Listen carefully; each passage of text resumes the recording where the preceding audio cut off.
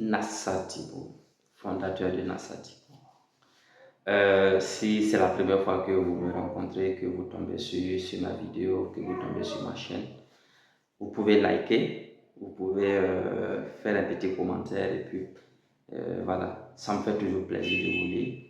Vous pouvez partager avec vos amis, ça pourra aider quelqu'un quelque part.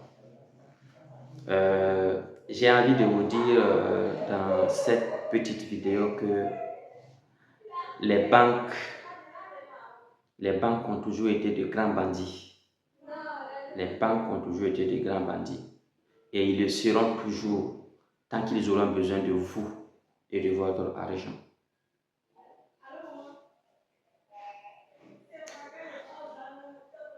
Je vais vous faire une petite genèse de ce que c'est que les banques. Au début, lorsque le système bancaire naissait, il fallait la clientèle. Il fallait que les gens adhèrent au projet. Et qu'est-ce que ces gens faisaient? Ces gens organisaient les braquages à domicile, voilà, pour inciter les gens à venir déposer l'argent dans les banques. Parce que voilà, c'est une nouvelle institution, les gens ne connaissaient pas, voilà. Et donc, du coup, on dit voilà, il y a quelque chose qui est sur place, il y a quelque chose qui est là qu'on appelle banque. Et donc, il fallait des clients. Et les clients, c'est qui? Les clients, c'est les individus, c'est la population. Donc, il fallait forcer les gens. À adhérer au projet. Et donc, qu'est-ce qu'ils faisaient? Ils organisaient les braquages à domicile. Ils s'en prenaient aux gens, les volaient, les faisaient ceci. Et ça, c'est les banques qui organisaient ça. C'est les banques qui organisaient ça. Pour convaincre les gens que voilà, la meilleure façon de conserver son argent, c'est à la banque. Voilà pourquoi je dis les banques sont de grands bandits. Mais aujourd'hui, c'est vrai, tout ça, ce n'est plus comme ça maintenant, parce que les choses ont changé, le monde a évolué et tout. Mais la manière a peut-être changé. Et je dis que la manière a changé. La manière a changé, mais au fond, le projet reste le même. Pousser tout le monde, pousser les gens à venir en banque, à venir créer des comptes en banque. C'est vrai, c'est normal parce que je sais qu'on on peut pas au 21e siècle mettre de grosses sommes d'argent au chevet de son lit. C'est risqué. C'est d'ailleurs même risqué pour sa vie. Voilà, c'est pas indiqué. Donc les banques sont les bienvenues. Les banques sont les bienvenues. Voilà. Vous pouvez ouvrir un compte courant, déposer votre argent et puis voilà, aller le chercher quand vous voulez pour faire ce que vous voulez et puis voilà, et tous les bazars. Mais ce qui est dangereux et que moi je déplore, c'est que ce braquage existe encore, d'une autre manière bien sûr, voilà, qui est la communication. Nous sommes harcelés au travers de la communication, voilà, pas d'autres moyens aussi. On nous force pas, on va de nous-mêmes. Après avoir été agressé par les communications, on y va de notre gré. Et puis bon.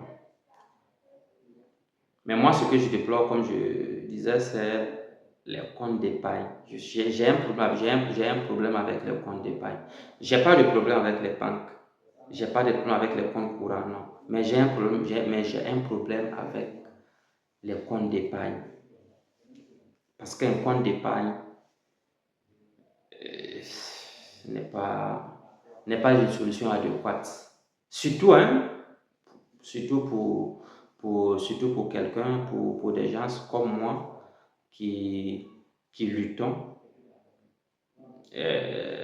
jour et nuit afin de parvenir à certains objectifs. Un compte d'épargne n'est pas indiqué. D'accord? Si vous épargnez, vous perdez.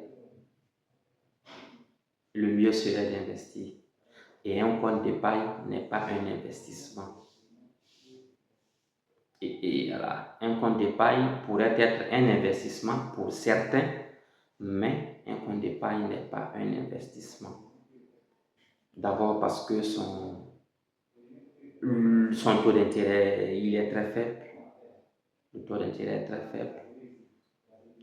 Et puis, quand vous investissez dans un compte d'épargne, l'argent perd de la valeur tous les jours. Chaque jour que Dieu fait, l'argent perd de la valeur. Et plus l'argent perd de la valeur, plus votre argent perd de la valeur dans le compte dans lequel il est. C'est votre banquier qui gagne, c'est votre banque qui se remplit les poches. Vous sortez perdant. Après avoir travaillé durement, après avoir